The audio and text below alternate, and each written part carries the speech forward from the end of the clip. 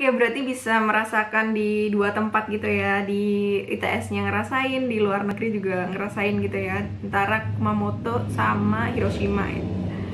Kan Mbak Mara nih beasiswa PMDSU ya, mungkin ada yang belum tahu nih beasiswa PMDSU tuh beasiswa dari mana sih, terus persyaratannya itu apa, dan kalau misal pengen tahu lebih lanjut tentang beasiswa PMDSU ini cari informasinya di mana Mbak?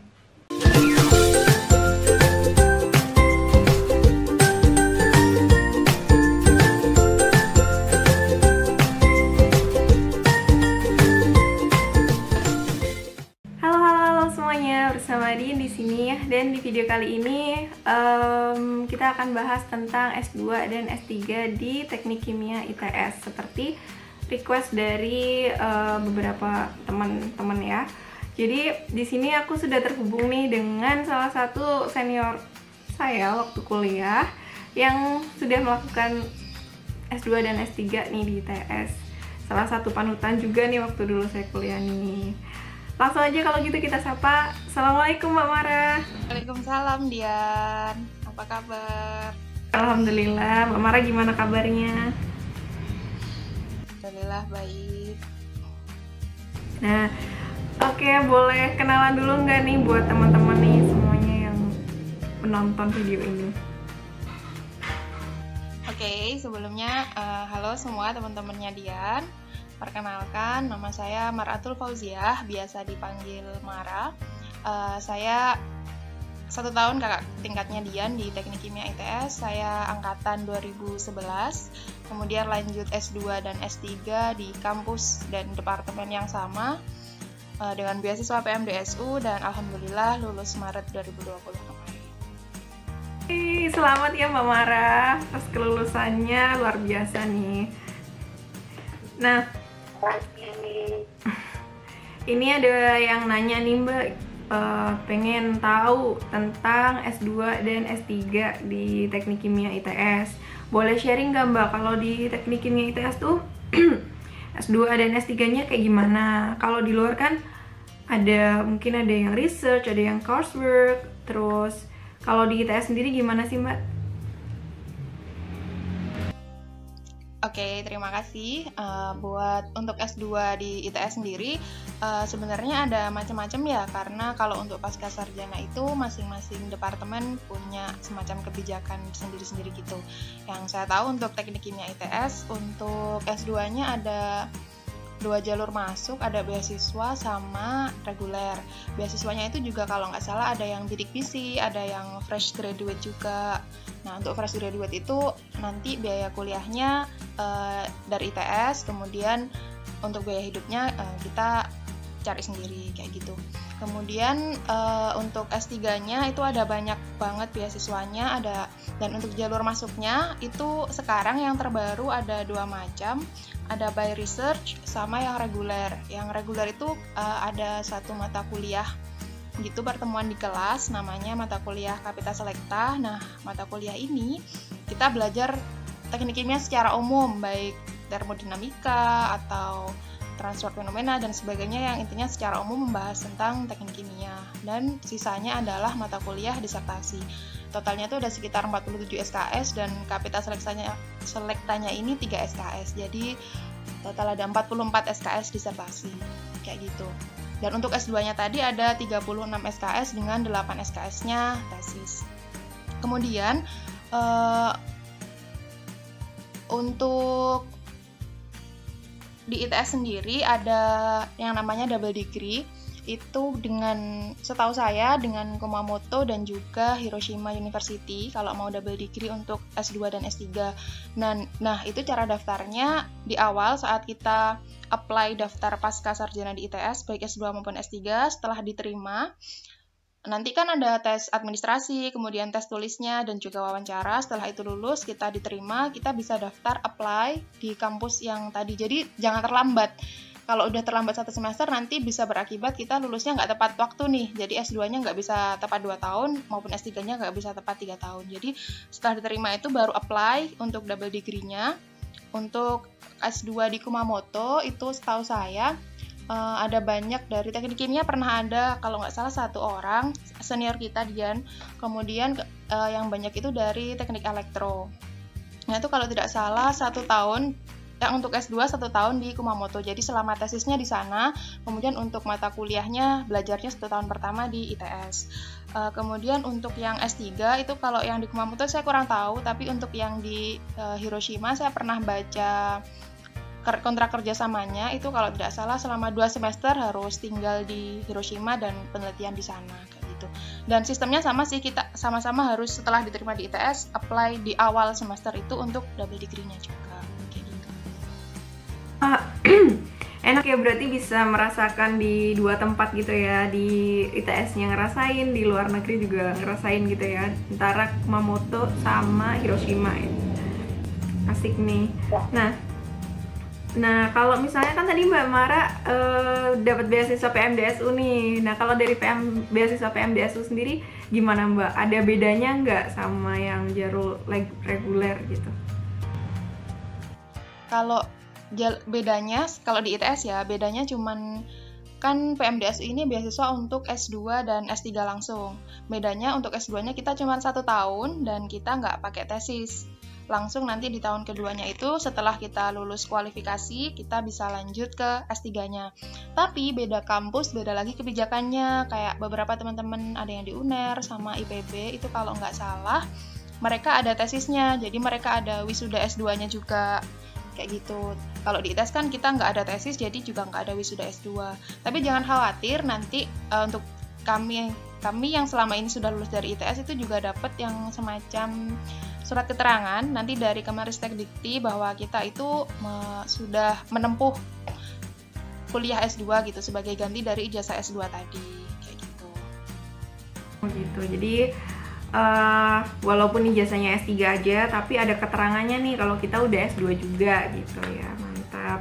Nah, kalau misal Mbak Mara sendiri nih, kalau boleh tahu nih, kenapa dulu kok tertarik gitu untuk PMDSU? Kan jadi kan kayak cepet banget, berarti harus yang S3-nya biasanya normalnya 4 tahun jadi 3 tahun gitu kan, jadi lebih mampet gitu. Nah, kenapa sih kok pengen ambil beasiswa ini? Terus kalau boleh tahu juga, kalau dari beasiswa ini tuh ada kontrak kewajiban gitu nggak Mbak? Atau misal harus jadi dosen kah? Atau apa gitu, atau harus menetap atau harus tinggal atau gimana? Oke, untuk alasan kenapa dulu milih PMDSU ini karena mau jadi dosen. Ya maunya sih sebenarnya jadi dokter, cuman ya nggak lolos ke kedokteran manapun. Ya mau nggak mau harus jadi masuk di teknik kimia jadi dokter pabrik aja ya kan kata orang-orang. Terus akhirnya memutuskan ya udah mau jadi dosen aja. Terus dulu zaman saya kuliah S1 tuh belum ada PMDS ini, belum ada. Jadi dulu tuh adanya yang beasiswa cepet itu namanya fast track. Jadi yang S2 tapi cuman 1 tahun karena 1 tahunnya ditempuh bareng sama tahun keempat pas S1. Pas saya mau lulus, beasiswa fast track ini nggak ada. Kayak tiba-tiba dihapuskan gitu. Nah, terus tiba-tiba muncullah beasiswa PMDSU ini, ada senior saya. Jadi, senior saya itu angkatan pertama, batch 1 PMDSU, saya batch kedua, dan sekarang PMDSU ini udah mau batch ke-6, kalau nggak salah.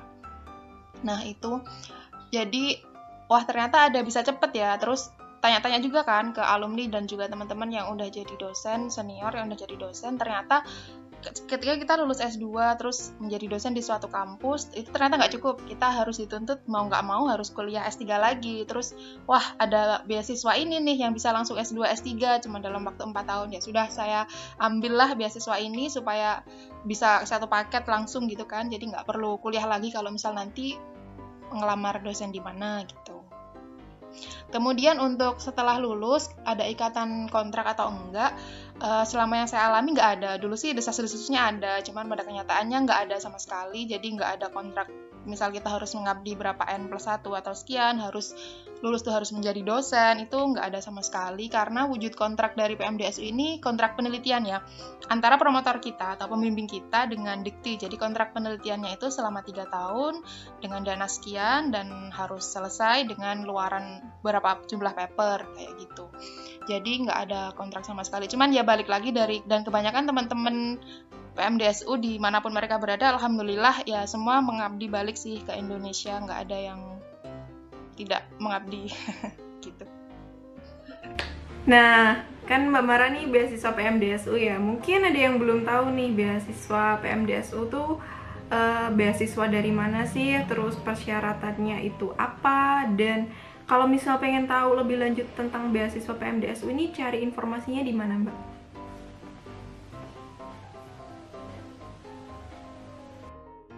Jadi beasiswa PMDS ini singkatan dari program magister menuju doktor untuk sarjana unggul.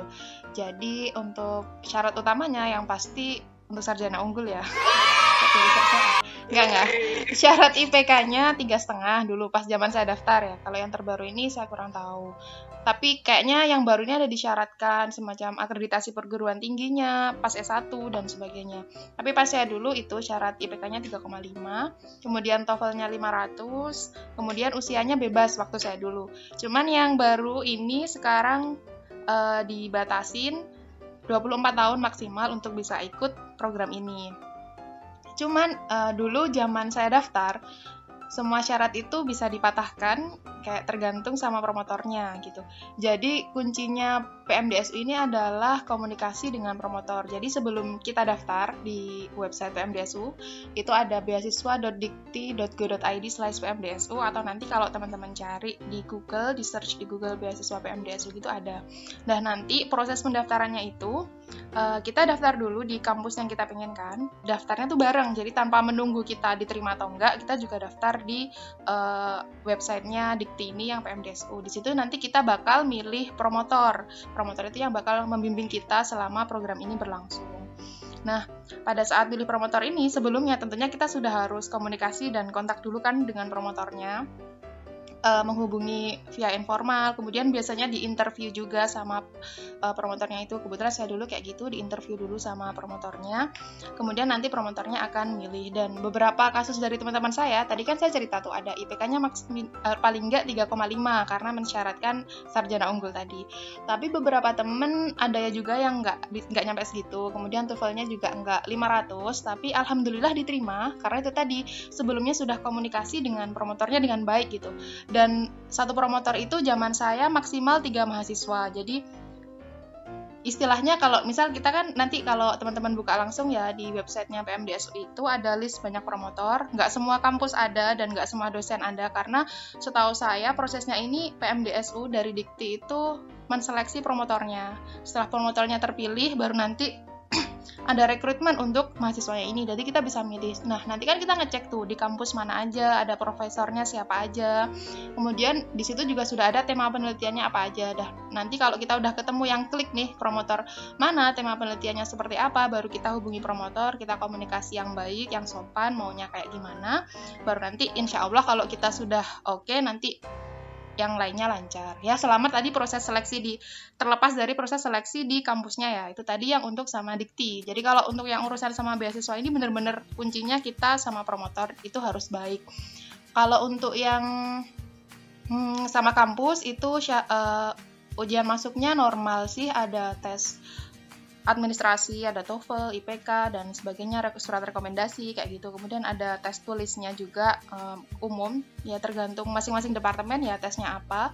Biasanya sih mata kuliah dasar yang menjadi fundamental di departemen itu, sama terakhir ada tes wawancara.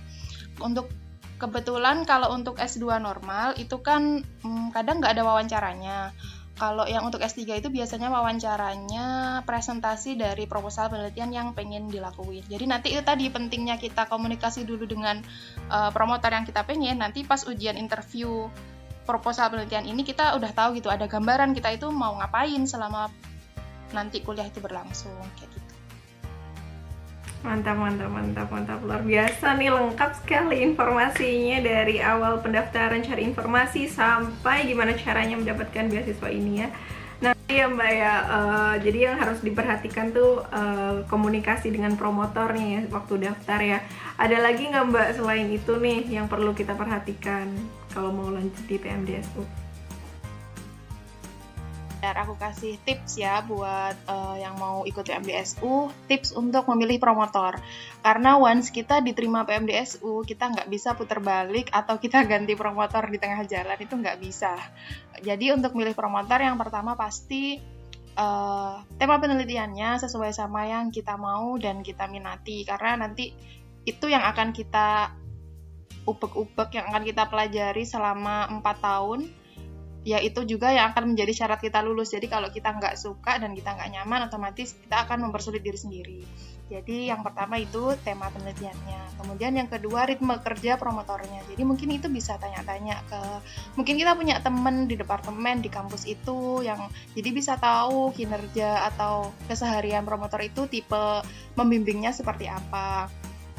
Karena beberapa tuh ada yang ditinggal karena menganggap, karena gimana ya, mahasiswa doktor pada umumnya itu kan sudah berpengalaman S2, penelitiannya sudah ada, dan biasanya dosen-dosen kan yang, nah sementara kalau pengalaman saya ya, nggak tahu mungkin teman-teman yang lain di luar sana banyak yang lebih berpengalaman, saya belum punya pengalaman riset sama sekali nih, baru cuman skripsi aja, jadi mau ngerjakan disertasi, kalau penelitian pasti kita bisa belajar lah setiap hari, tapi untuk nulis paper itu kayak gimana, bagusnya kayak gimana, disubmit ke jurnal yang seperti apa, itu peran promotor sangat penting sekali, karena kayak promotor yang baik itu pasti akan ngebimbing kita, dan beliau tahu gitu data kita dengan kualitas sekian itu layaknya di paper di jurnal yang seperti apa, jurnal yang bagus atau enggak, kayak gitu. Bahkan di teknik kimia sendiri beberapa, ada kan teman-teman ibu-ibu sama bapak dosen gitu yang mahasiswa S3 juga di beberapa lab lain. Jadi ritme kerjanya tuh beda, kayak misal kan tadi syarat lulus dari PMDSU ini adalah paper ya, 2 paper di jurnal internasional bereputasi. Jadi otomatis kita juga harus melihat track record dari dosen promotor kita, itu sering ini juga nggak di jurnal yang bereputasi atau enggak, kayak gitu. Nah itu nanti bisa banget membantu kita untuk penulisan paper sebagai syarat lulus kita, karena ada yang harus Q1, 2 jurnal itu harus Q1 kan ya, nggak punya pengalaman ya pasti sulit, atau ada juga yang nggak usah di Q1, di mana aja, yang penting kamu bisa cepet lulus, disertasimu bagus gitu. Jadi ada macam-macam, dan itu kita tinggal menyesuaikan aja, tinggal milih. Jadi tadi pentingnya kita mungkin tanya ke mahasiswa di departemen itu, di kampus itu, dosen ini tuh seperti apa, kayak gitu. Kemudian cukup itu sih kayaknya yang paling penting, memang peran promotor, karena beliau juga yang akan menemani kita, yang akan membimbing kita selama kita kuliah gitu. Iya, orang tua ya. Karena kan kecuali punya orang tua di rumah dosen ya kan, bisa bantu kita nulis paper ya kan. Kalau nggak punya, ya siapa lagi, kita nggak punya tempat lain untuk curhat gitu selain ya Allah dan promotor. Masya Allah, luar biasa loh. Nah, kalau misalnya dari PMDSU ini elemen pembiayaannya tuh apa aja Mbak? Kira-kira apa aja yang dibiayai? Apa ada biaya hidup atau mungkin biaya ngirim paper kan bayar kan ya gitu, harus publish kan? Nah itu, oke.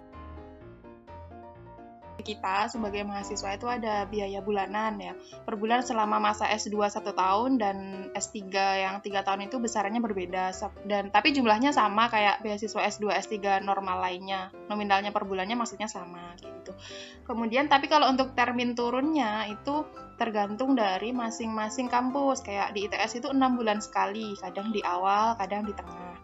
Ada kampus lain tuh yang tiap bulan, ada yang per 3 bulan, jadi kebijakan masing-masing kampus. Kemudian untuk biaya penelitiannya itu sama, 60 juta per tahun. Nah, itu turunnya nggak ke kita, turunnya ke promotor. Nah, ini beda lagi masing-masing promotor. Ada yang kebetulan alhamdulillah promotor saya tuh baik banget. Jadi uang itu di beliau, terus saya udah marah, kamu fokus penelitian. Jadi saya dan teman-teman saya yang dibimbing oleh beliau tuh fokus penelitian, gimana caranya dapat data bagus, publish paper. Sudah, kita nggak perlu mikir uang penelitian ini dari mana. Jadi kayak ya jujur pasti beliau punya keluar lebih lah, karena biaya penelitian ini sama sekali nggak murah dan uang PMDS itu tidak cukup gitu. Jadi saya nggak mau tahu, promotor saya emang ngelarang saya untuk ikut campur, udah nggak usah ikut uang ini, yang penting kamu penelitian yang benar gitu. Ada juga teman-teman itu yang uangnya itu 60 tuh dikasih ke mahasiswa. Jadi ya udah, ini uang kamu untuk penelitian kamu. Terus jadi teman-teman yang, jadi kan kalau penelitian di Indonesia itu sama Dikti kita ada pelaporan ya, istilahnya SPJ-an gitu di akhir tahunnya. Nah kalau kebetulan saya itu yang nggak banyak ngurus SPJ-an itu tadi, karena semua sudah diurus sama promotor. Kalau teman-teman saya yang lain itu bantu ngurusin SPJ-annya tadi, karena uangnya kan ikut ke mereka juga, jadi mereka ikut memantau pengeluaran penelitiannya itu seperti apa gitu. Kemudian selain itu kita juga dapat ini. Kalau sekarang S3 itu baik reguler maupun yang beasiswa PMDSU itu ada namanya beasiswa sandwich. Tapi untuk yang PMDSU ini emang khusus dari program awalnya ada program sandwich, itu jadi semacam sekitar mulai dari 3 sampai 6 bulan di luar negeri. Itu dimanapun, mau di mana aja itu boleh, yang penting kita lulus. Nah ini untuk yang PMDSU tentunya saingannya pas seleksi itu ada administrasi sama interview nanti sama pihak dikti, itu saingannya ya teman-teman PMDSU. Kalau yang reguler kan otomatis saingannya ya dosen-dosen yang sudah berpengalaman yang lagi ngambil S3 kan, jadi saingannya ya kayak gitu. Kelebihannya PMDSU itu untuk yang beasiswa sandwich ini dibiayai juga, baik tuition fee-nya selama kita di kampus luar negeri itu dibiayai sama PMDSU juga. Kita juga dapat allowance fee ya yang bulanan itu di luar negeri sesuai dengan negara yang kita tuju. Jadi misal ke Jepang itu jumlahnya nggak akan sama yang ke Taiwan atau ke London kayak gitu. Dan ini juga tadi pentingnya promotor karena ada program sandwich ini. Tapi sebenarnya nggak semua promotor mewajibkan sandwich ya. Tujuan sandwich ini adalah meningkatkan biar publikasi kita papernya tuh cepat. Tapi banyak juga teman-teman saya yang nggak ikut sandwich ini tapi papernya tuh Q1 semua dan itu tuh kayak 3 paper gitu. Wah, hebat juga. Tapi dengan adanya sandwich ini juga banyak membantu karena kita jadi tahu kayak budaya penelitian kalau di luar negeri itu kayak gimana. Kebetulan saya dulu ke Hiroshima. Ya, kita bisa tahu kan penelitian di sana kayak gimana, kemudian ritme kerjanya di sana seperti apa, dan itu bisa sangat membantu sekali sih sama paper kita kayak gitu. Wah, luar biasa. Berarti ada transfer, ada beda lagi nih, nggak cuman nggak cuman S2-nya aja yang bisa merasakan dua negara. Ini di S3 di PMDSU juga bisa ya lewat program sandwich. Iya, ya. Nah, kalau misal ngomongin tadi nih, dari tadi ngomongin beasiswa PMDSU, kan waktunya lebih singkat, terus mungkin ada persyaratan yang agak berbeda gitu.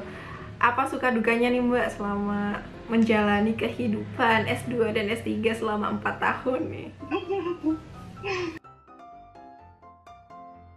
Nggak seberapa merasakan duka ya, karena kan baru lulus langsung banget nih. Dan kebetulan saya dulu di Teknik Kimia ITS itu bersebelas. Waktu itu promotornya lagi banyak banget yang open di teknik kimia, kemudian teman-teman saya seangkatan juga lagi banyak banget yang berminat, jadi akhirnya ya kita ngerasa sama aja kayak kuliah S1, sama-sama senengnya, temennya ya ini, belajar bareng, tapi tentunya beban tugasnya tidak sama ya dengan S1.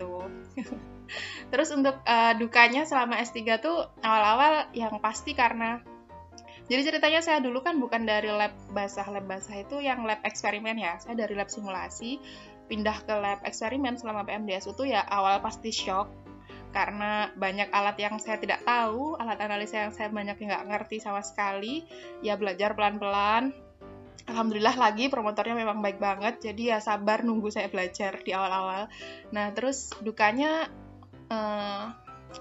tiap orang yang S3 pasti ngalamin ini, yaitu mengejar paper, menunggu reviewer paper, kemudian di-reject di sana-sini, di-reject berkali-kali, itu sudah biasa. Dulu saya kira hanya saya ya yang mengalami duka seperti itu, tapi ternyata ya intinya sering sharing sama teman-teman yang lain, tips and triknya untuk publish itu seperti apa. Bahkan saking isengnya saya tuh sampai kayak follow di Twitter orang-orang S3 di kampus lain yang saya nggak kenal.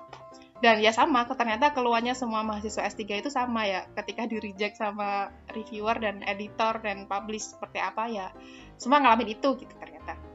Tapi intinya tetap sering aja sharing sama teman-teman yang lain. Kemudian kan biasanya banyak juga kampus-kampus atau dosen-dosen itu mengadakan semacam pelatihan penulisan paper untuk publish, dan itu sering ikut juga aja. Jadi kita bisa tahu nulis yang baik itu kayak gimana, kemudian tips and tricksnya untuk publish itu seperti apa. Selain sharing, kita sering ikut pelatihan aja. Jadi biar banyak pengalamannya dan nggak terlalu banyak di-reject juga. Mantap. Jadi kayak nyari temen ya Mbak ya di Twitter ya? Iya bener-bener. Nyari temen sependeritaan itu penting loh gitu. Biar lebih tenang hati ini ya. Iya bener-bener. Kok kayak sedih banget gitu ya? Enggak kok seneng kuliah. Iya. paling nggak nelongso sendiri gitu kan ya. Iya benar-benar. Kita tahu di luar sana ternyata ada temen yang sama lagi berjuangnya sama kita. Ya, mantap. Nah, gimana nih sekarang kalau misal dari Mbak Mara ada pesan-pesan nggak buat teman-teman mungkin yang mau ngelanjutin S2, S3 mungkin di ITS atau mau ngelanjutkan pakai beasiswa PMDSU? Ada pesan-pesan nggak? Satu ya, dipertimbangkan baik-baik, dimantapkan lagi niatnya, karena yang sering saya tahu tuh kadang, maaf ya, kayak teman-teman yang mungkin menunggu rezeki pekerjaan nggak datang-datang, akhirnya ya udah aku mau S2 aja gitu. Tapi ternyata itu tidak menyelesaikan masalah gitu, karena ya S2 tuh muncul masalah baru lagi, nanti kita jadinya S2-nya setengah-setengah, terus akhirnya nggak berjalan lancar. Jadi yang pasti diluruskan lagi niatnya, benar-benar dipertimbangkan kalau mau memilih, karena once kita masuk kita nggak bisa keluar. Apalagi kayak PMDSU ini, termasuk saya ya, dulu sempat mengalami, saya kan molor 1 semester karena papernya emang nggak publish itu, karena ditolak-tolak terus. Itu tuh kita ada rasa nggak enak juga sama promotor gitu, karena pasti dengan keterlambatan kita atau kita nggak lulus itu pasti membawa nama buruk juga kan ke promotor. Jadi kayak gitu. Jadi ketika mau ambil beasiswa ini benar-benar dipertimbangkan niatnya, yakin nggak selama sekian tahun terikat sama beasiswa ini kamu tuh nggak bisa ngapain gitu. Jadi ya tetap dilurusin niatnya, kemudian cari promotor yang benar-benar kita pengen, yang bisa bimbing kita, kemudian tema penelitiannya juga yang sesuai sama yang kita mau. Oh gitu, mantap nih. Ya, wah luar biasa nih, dapat banyak informasi nih buat teman-teman yang mau lanjut S2, S3 di Teknik Kimia ITS atau mau lanjut ke S2, S3 lewat PMDSU 4 tahun aja. Silahkan nih, bisa diikutin jejak Mbak Mara. Bukan Mbak Marah ya, cuman Mbak Mara nggak pakai H. Nggak pakai H. Oke deh, makasih banyak ya Mbak Mara atas informasinya. Selamat buat kelulusan. Selamat buat kelulusannya, luar biasa nih perjuangannya. Semoga lancar semua yang diinginkan setelah lulus ini, lancar kegiatannya sekarang yang sedang dijalankan. Gitu. Amin, terima kasih Dian juga ya. Amin, terima kasih Mbak. Oke, terima kasih juga buat kalian yang nonton video ini sampai habis. Semoga video ini bermanfaat buat kalian. Jangan lupa share juga video ini ke teman-teman kalian. Siapa tahu teman-teman kalian juga butuh video ini. Oke, kalau gitu jangan lupa like, comment, dan subscribe ya. Yang belum subscribe, sampai jumpa di video selanjutnya. Bye!